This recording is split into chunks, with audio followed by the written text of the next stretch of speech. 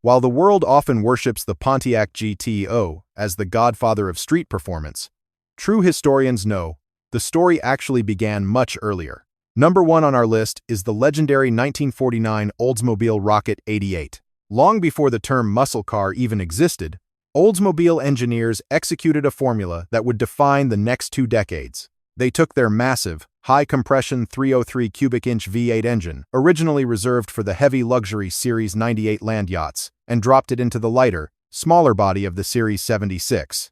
The result was explosive. Producing 135 horsepower and 263 pound-feet of torque, the Rocket 88 was an absolute beast. It didn't just accelerate, it dominated, winning the vast majority of NASCAR races from 1949 through 1952.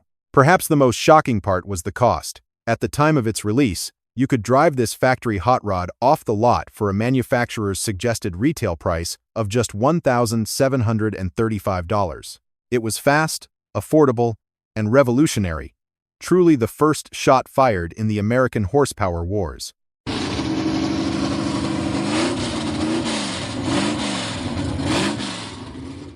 Before the term muscle car even existed, the industry called high-performance machines like this supercars.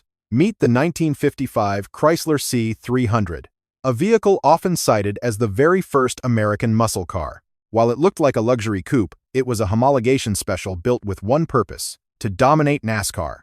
Under the hood lurked the legendary 331 cubic-inch firepower Hemi V8, equipped with a race-spec solid lifter camshaft and dual 4-barrel carburetors. It was the first American production car to officially produce 300 horsepower. This car lived by the old mantra, win on Sunday, sell on Monday. And win it did, absolutely crushing the competition on the stock car circuit. At the time, owning the fastest car in America wasn't cheap. The base price was a staggering $4,110, a premium cost for premium performance. Today, while many recognize the modern Chrysler 300 sedan, most enthusiasts have forgotten this is the raw, Hemi-powered beast that started the legend.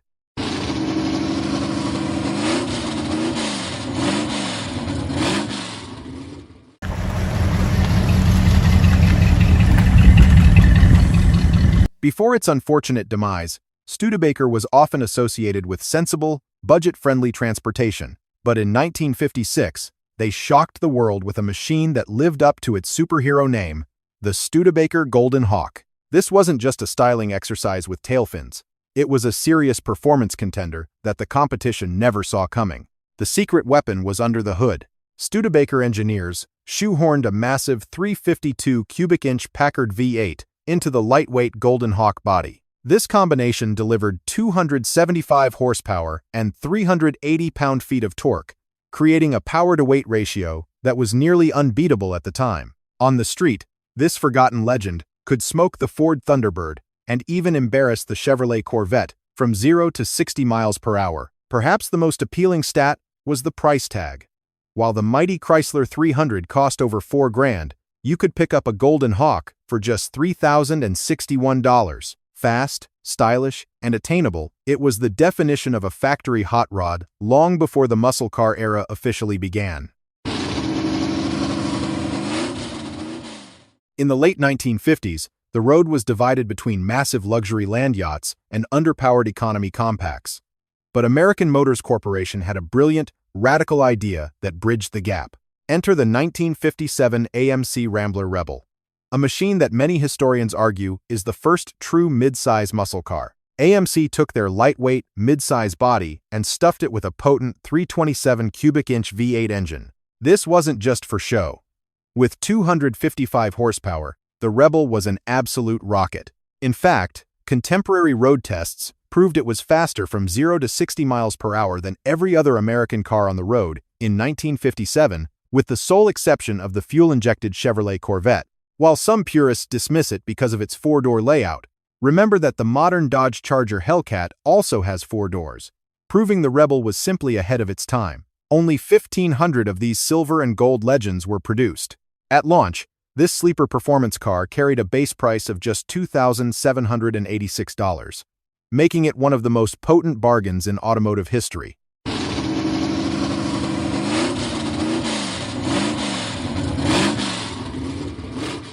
While the Chevy Impala is one of the most recognizable names in automotive history, usually associated with lowriders or family sedans, there is one specific version that most people have completely forgotten. This is the holy grail of full-size performance, the 1963 Chevy Impala Sport Coupe Z11. Unlike the standard SS models, which were often just appearance packages, the Z11 was a dedicated drag strip warrior. Chevy equipped these rare machines with a stroked 427 cubic inch V8 engine, a displacement figure that wouldn't become famous in Corvettes until years later. To maximize speed, engineers went on a diet, replacing heavy steel front-end components with aluminum. Shedding over 300 pounds of curb weight, only 57 of these factory lightweight legends were ever produced. If you wanted one in 1963, you had to pay dearly. The Z11 option package alone cost an extra $1,240, pushing the total price to over $4,000, a massive sum for a Chevrolet in the early 60s.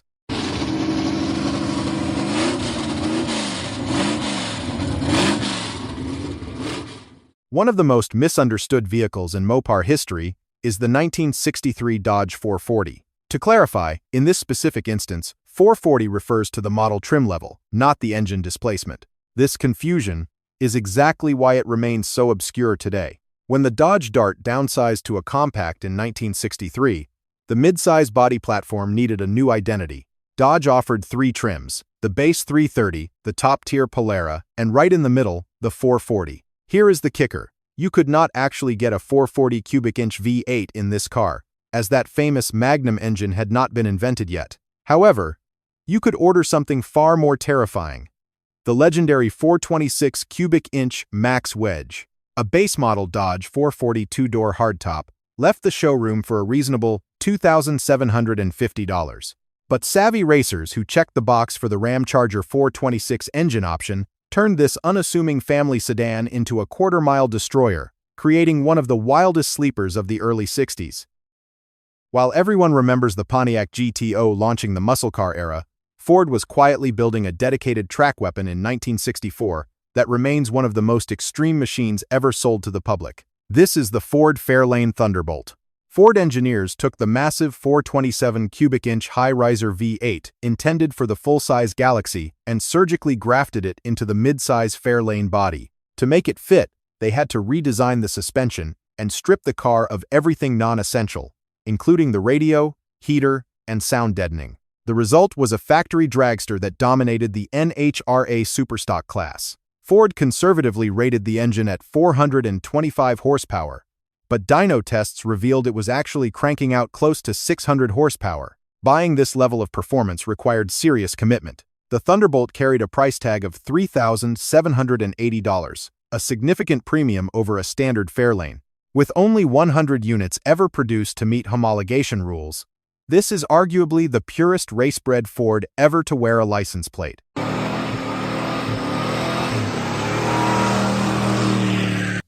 Mercury is often treated as the forgotten middle child between Ford and Lincoln. But for one glorious year, they built the fastest machine in the entire corporate lineup. Meet the 1964 Mercury Comet Cyclone 427. While the standard Cyclone was a sporty compact you could buy for a reasonable $2,655, Mercury produced a batch of roughly 50 ultra-rare lightweight versions intended solely for combat. Unlike the Ford Thunderbolt, which ran in superstock, these Comets often competed in the factory experimental, or AFX class, a division known for having almost no rules. Under the fiberglass hood sat the monstrous 427 cubic inch high-riser V8 engine. Because the Comet was slightly lighter and more aerodynamic than its cousin the Ford Fairlane, it was often faster in the quarter mile. Legends like Wild Bill Shrewsbury made their names piloting these machines, proving that when Mercury wanted to, they could build a muscle car that didn't just run with the pack, it led it.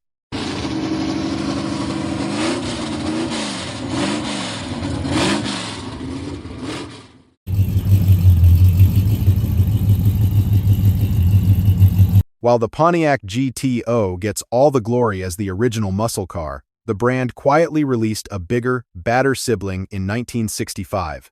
Meet the Pontiac 2+2. Based on the full-size Catalina platform, this land yacht was marketed as the big brother to the GTO. While the smaller goat used the famous 389 cubic inch V8, The 2+2 packed a massive 421 cubic inch V8. If you checked the option for the high-output tri-power setup, you got 376 horsepower. There is a famous legend that this car could hit 60 miles per hour in just 3.9 seconds. However, historians know that specific car was a heavily modified Royal Bobcat ringer provided to magazines. In reality, it was still a 7-second car, which was incredibly fast for its size. Despite its performance, it was expensive. A well-equipped model would set you back around $3,600, significantly more than a GTO. With less than 28,000 built over 4 years, finding one today is a rare event even at serious car shows.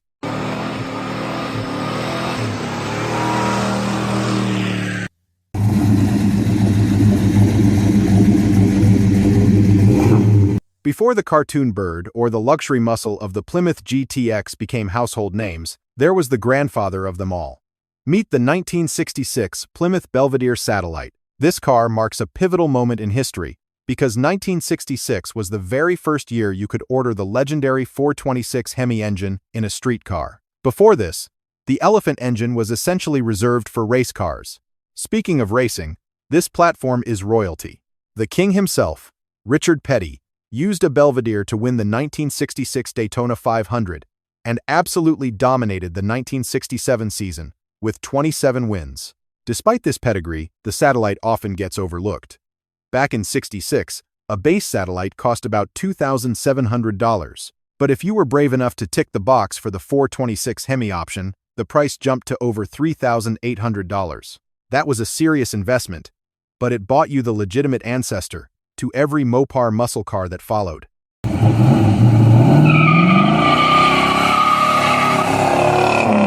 While the Big Three were fighting for dominance, American Motors Corporation played the role of the scrappy underdog. In 1970, they released a machine designed explicitly to challenge the Ford Mustang and Chevy Camaro in the Trans Am racing series.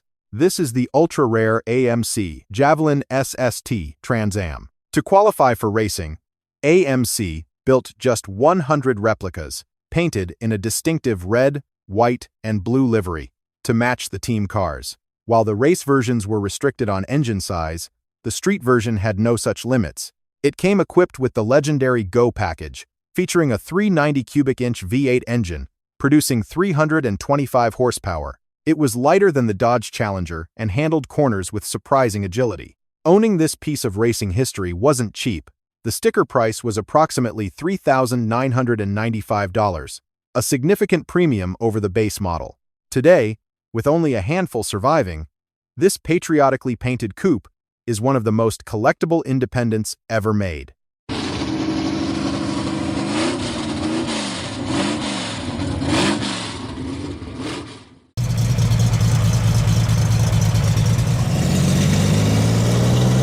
While most muscle car enthusiasts worship big block V8s, legendary tuner Don Yenko saw potential in something completely different. Before he became famous for his 427 Camaros, he built this track weapon, the 1966 Chevy Corvair Yenko Stinger. Ignored by the masses due to the unfair, unsafe at any speed controversy, the Corvair was actually a sophisticated rear-engine sports coupe. Yenko took 100 examples to qualify for SCCA racing. He reworked the 164 cubic inch air-cooled flat-six engine, pushing output up to 240 horsepower in top race trim. This was no economy car. It featured heavy-duty suspension, quick ratio steering, and a 4-speed manual transmission. Back in '66, a standard Corvair cost about $2,600, but a fully prepped Yenko Stinger could set you back over $3,500. It remains the most unique entry on our list, proving that American muscle does not always need a front-mounted V8 to be a legend.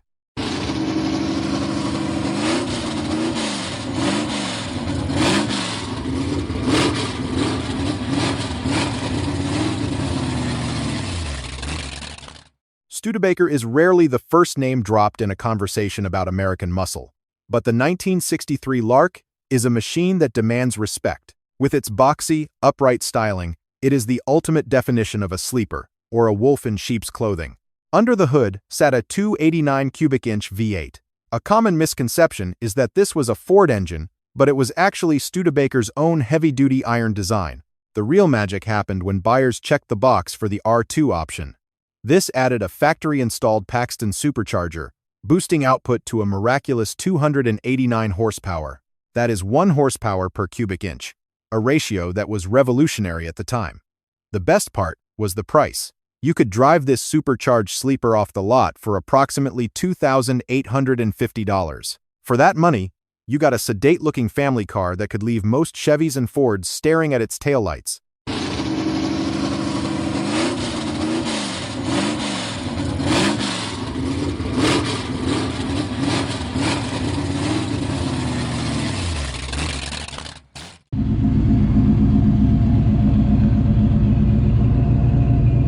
When discussing legendary GM muscle, the Chevy Chevelle usually dominates the conversation. But for those who wanted brutal power wrapped in a tuxedo, there was the 1970 Chevy Monte Carlo.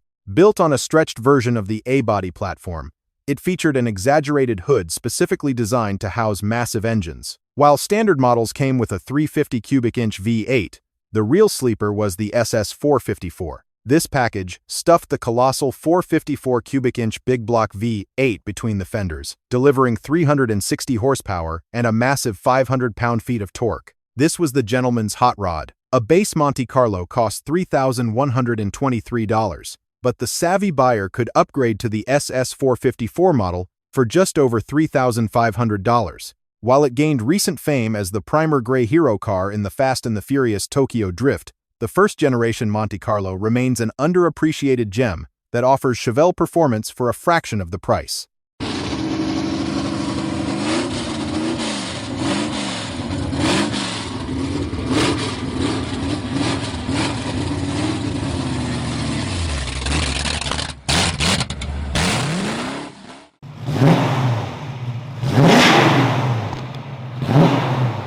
Most people think the Corvette was the only American two-seater sports car in the late 60s, but they are forgetting the boldest move American Motors Corporation ever made. This is the 1968 AMC AMX. MX stood for American Motors Experimental. Engineers took their Javelin pony car and chopped a full 12 inches out of the wheelbase, deleting the rear seats entirely. The result was a short, aggressive, two-seater fastback that weighed next to nothing. When equipped with the top-tier 390 cubic inch V8 and the legendary Go package, this car was a legitimate giant killer. Producing 315 horsepower in a car, this light resulted in a power-to-weight ratio that rivaled the Chevy Corvette. It was nimble, loud, and incredibly fast off the line. Best of all, it was a bargain. A base AMX rolled off the showroom floor for just $3,245. Roughly $1,000 less than a Corvette. Despite its performance and unique design, production numbers remained low, making the AMX a rare sight today and a true forgotten hero of the muscle car wars.